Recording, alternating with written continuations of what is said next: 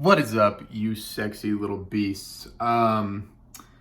Today is a vlog, and I'm gonna take you guys to the gym, show you what I did this morning, and I'll kind of take you throughout the day, and then at the end, I'm gonna do a short little Q&A since I didn't get to answer all the questions last time. And yeah, we're gonna go from there. So enjoy. Hope you guys are having an amazing morning or after, whatever time you're watching this, whatever it is. I just hope you're having a good day. So yeah, about to go to the gym and enjoy. Bye. All right, so for this workout, I train full body, but a lot of the stuff I'm doing right now is for legs. So this is gonna be like for knee pain. For you hoopers, if you're trying to get more balance, this is really good. It works in your quads and your knees. So bear with me. I'm gonna put some audio over, but so you guys know what I'm doing. All right, so basically all I'm explaining is that I do train full body, and right here I'm just working legs. So working on my knee pain and my quads as well. Here I'm gonna hit some lunging split squats, going kind of light because I do have that knee pain like I said. Keep my chest up, and then I'm going to work in some chest exercises and some dumbbell bicep curls as well. This is not my full workout, but just a part of it, just so you guys can get an idea of how I do train. Bye. All right, workout is complete. Shout out to Alec for recording everything. Workout buddy. Now I'm gonna go home and eat, and then I'm gonna do a Q&A in a little bit. Walk you guys through what I got of the workout because I didn't get everything, but I'll try and explain things step by step. And yeah, see you guys in a little bit. Bye.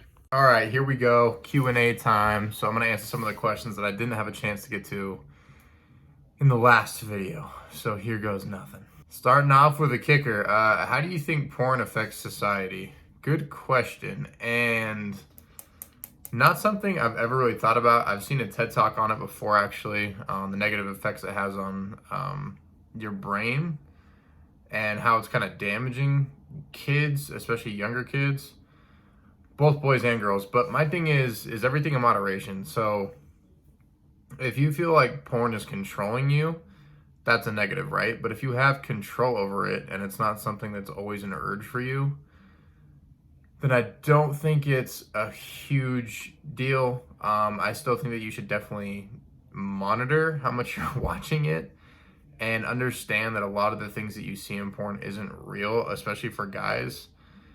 Like, don't try and replicate a lot of the things that a man is doing in porn, because oftentimes it's scripted and it's for show. So yeah, not too much more to say about that. But overall, I would say it's not the most positive thing. So I think you need to be in the right mental state before you watch porn and understand that it's, one, not very realistic, and two, not something that you should replicate. And just make sure that you're monitoring, if you are watching it, how much you're watching it, and like I said, the effect that it has on you. Okay, why do you think people can't accomplish their goals or are scared to work on them? People nowadays really, it's about instant gratification. If they can't have it now, they're not patient enough to put the work in to achieve it later. So that's one of the biggest problems. Second thing is people seek validation from others way too much. And as soon as you're doubted, or as soon as someone tells you you can't do something, they stop. So like, you're seeking approval, and there's the whole topic of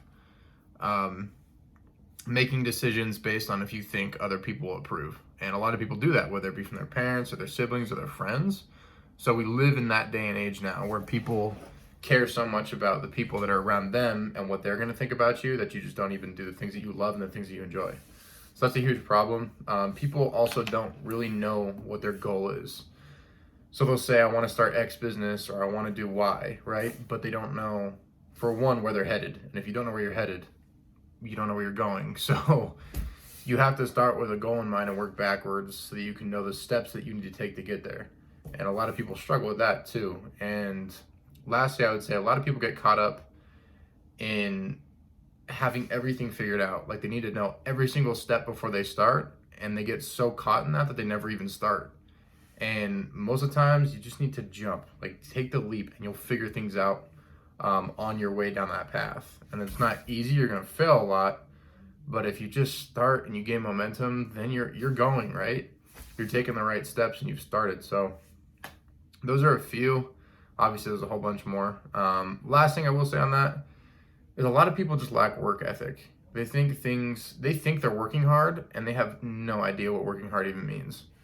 And doing that consistently, that's the important part, so it just becomes a habit on a daily basis.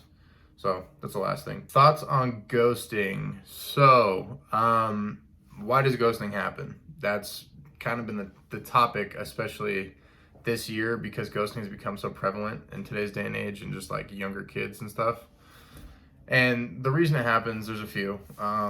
One, I would say people run from their insecurities. And when you meet someone that has their shit together, someone that's a leader, someone that has shown you that that's probably what you want in a relationship, it scares you because you know you need to work on yourself. So rather than doing that, you just run from it and you don't communicate with that person, you don't say anything. Another reason might be you really don't like the person and there's not that connection there, but you don't know how to say that. So rather than vocalizing that, you just don't say anything at all. A third one could just be the fact that maybe someone's going through something and you don't know. That exists too, and they don't want to tell you because they don't want to be embarrassed. And there's obviously more situations, but from what I've seen, those are the biggest ones.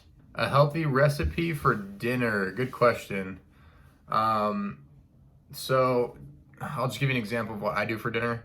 I'll do lean turkey, so 90-10 lean turkey, and I make sure to get it nice and crispy. I'll just cook that in a little bit of oil, olive oil, and then I'll do chili, lime, pepper, and a little bit of salt seasoning, sometimes garlic salt as well.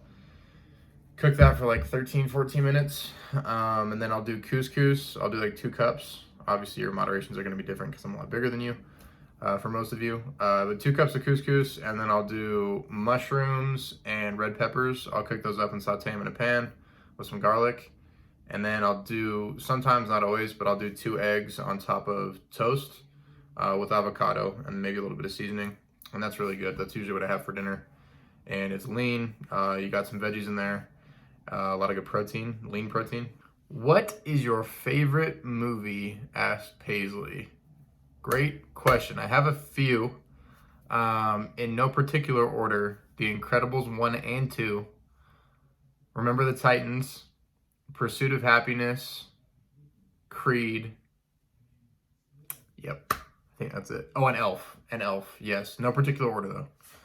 They're all amazing, and I like each one for different reasons, but for the most part, they all make me extremely happy, or they trigger a certain emotion that I like, and I get kind of a dopamine hit from them, so that's why I like them. Alyssa says, your eyes are beautiful. That's not a question, but thank you. Thora says, how are your eyes so pretty?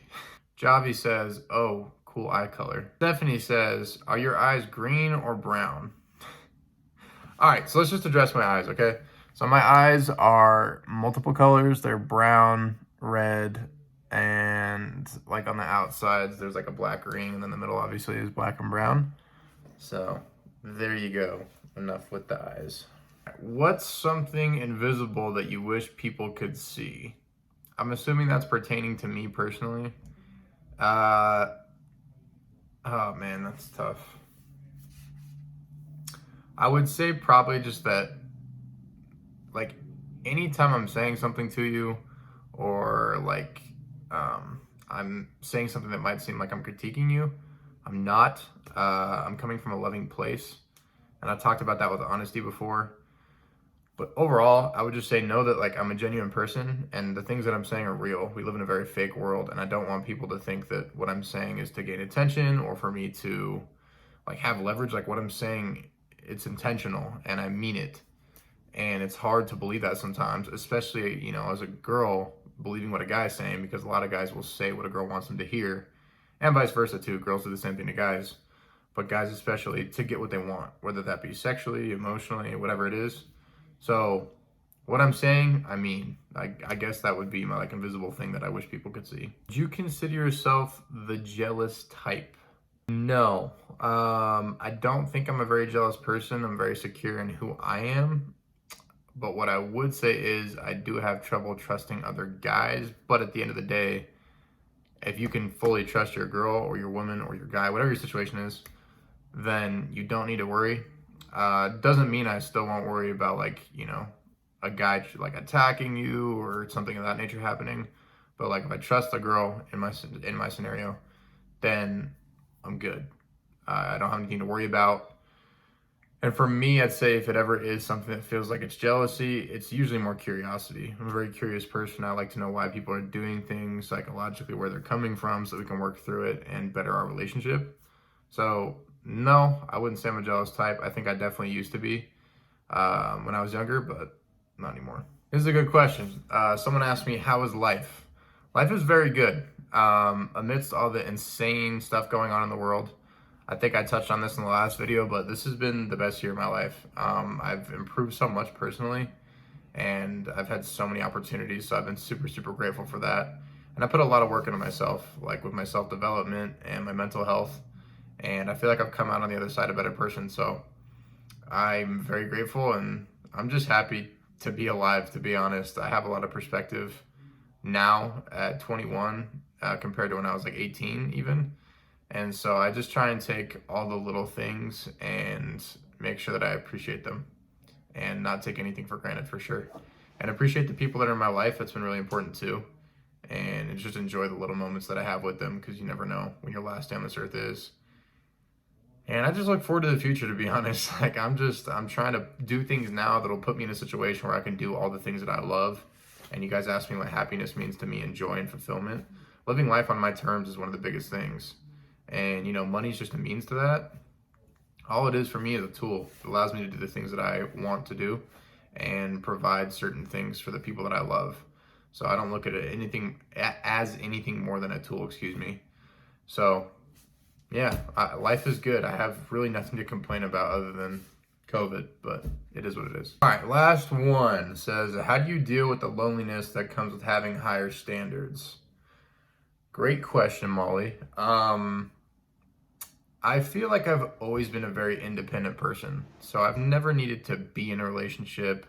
I've never really sought out to get other people's approval or validation, really. And making sure that I'm staying busy. Like, since I've been 17, I've always been pursuing something. And by doing that, it really takes my mind off of being in a relationship and having a lot of people in my life. So I've gotten very comfortable with being lonely, and that might sound kind of crazy. And it doesn't mean I don't love being around people. I do, and I need to have people in my life that can support me and that love me. Like, I need that for sure. I don't need it in large quantities, but I guess that's how I deal with it, is I make sure I'm always striving towards something. I'm always bettering myself and making sure that I'm improving who I am as a person and putting myself in challenging situations. And when you do that, it really takes your mind off of everything else. And in a good way for me, I'm able to channel that energy in a positive manner. So I guess that's my answer. And, you know, but I've stated before, like, I have nothing against being in a relationship right now. If that right girl walks into my life, then I would be happy to. And I think it will actually enhance my life a lot, obviously. And hopefully I can do the same for her. I'd be happy to. But I think it would push me even more, being in a relationship, in a good way. Like, it would fuel me to continue to pursue the things that I want to pursue and grow together. Like, I want to push her too and help her achieve her dreams. So, yeah, but that's going to conclude this episode. No, not episode. That's going to conclude this video. I hope you guys enjoyed. I know this was a little bit different video. It was a little bit of a vlog, which is really short, and then the Q&A, but like I said last time, let me know what you guys want to see. I think my comments were turned off on accident, so I'm going to turn those back on. And I'll be happy to do whatever you guys want me to. So let me know. And next video will be coming out next week, obviously. So I love you guys. I appreciate you tuning in. Stay sexy. Stay happy. Keep a smile on your face. All right. Love you guys. Bye.